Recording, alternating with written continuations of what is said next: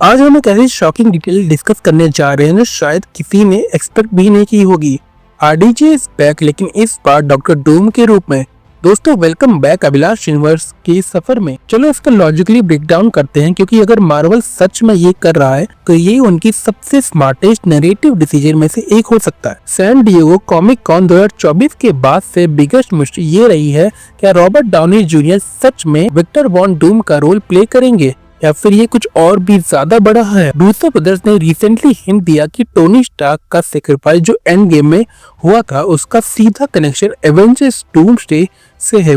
जब उनसे इसके बारे में पूछा गया तो उन्होंने सिर्फ इतना कहा, there's nobody else in the world who could play this character the way he about to. बस ये एक लाइन ही सब कुछ बदल देती है। सोचने वाली बात यह है, अगर आरडीजे सिर्फ डूम का रोल कर रहे होते तो इतने हाइप क्यों।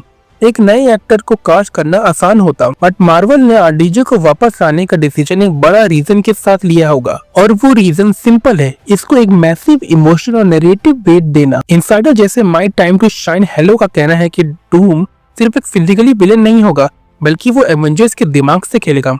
और यहाँ पे ट्विस्ट ये है, डूम टोनी स्टार्क जैसा दिखेगा, मतलब एवेंजर्स इनिशियली उस पर ट्रस्ट करेगा या नहीं। ये एमसीयू का सबसे बड़ा साइकोलॉजिकल माइंड गेम हो सकता है। बस ये इमेजिन करो, पीटर पार्कर अपने मेंटर को वापस देखकर इमोशनल हो जाता है, क्या वो अपनी स्पाइडर सेंस को इग्नोर करेगा। डॉक्टर स्ट्रेंज और बकी जैसे एवेंजर्स सस्पिशियस होंगे, लेकिन कुछ हीरो शायद डूम के विजन को सपोर्ट भी करने लगे। एवेंजर्स के बीच एक डिवाइड हो सकता है, हीरो वर्सेस हीरो। क्या डूम एक्चुअली टोनी स्टार्क का वेरिएंट है? और सबसे बड़ा थ्योरी ये है, आरडीजे का कैरेक्टर विक्टर वॉन डूम नहीं बल्कि एक अल्टरनेट यूनिवर्स का टोनी स्टार्क हो सकता है। सोचो एंड गेम के बारे में, टोनी ने मल्टीवर्स ऑफ टाइम ट्रेवल का रियल डेंजर देखा था। क्या एक अल्टरनेट टोनी ने इसे और एक कदम आगे बढ़ाया, और क्या वो डूम बन गया? अगर ये सच है तो डूम एमसीयू का सबसे पर्सनल विलेन बन सकता है, क्योंकि एवेंजर्स के लिए सिर्फ एक दुश्मन नहीं बल्कि एक दोस्त को हराने वाली बात होगी। और सबसे बड़ा ट्विस्ट, डूम गैंग का पूरा एम्पायर टेक ओवर कर लेगा। टीवी मल्टीवर्सल टेक और टाइम कंट्रोल सब कुछ डूम के हाथ में होगा। कॉमिक के बैटलवर्ल्ड स्टोरी लाइन का भी हिंट मिल रहा है, जिसमें डूम बियॉन्डर्स की पावर चुरा लेता है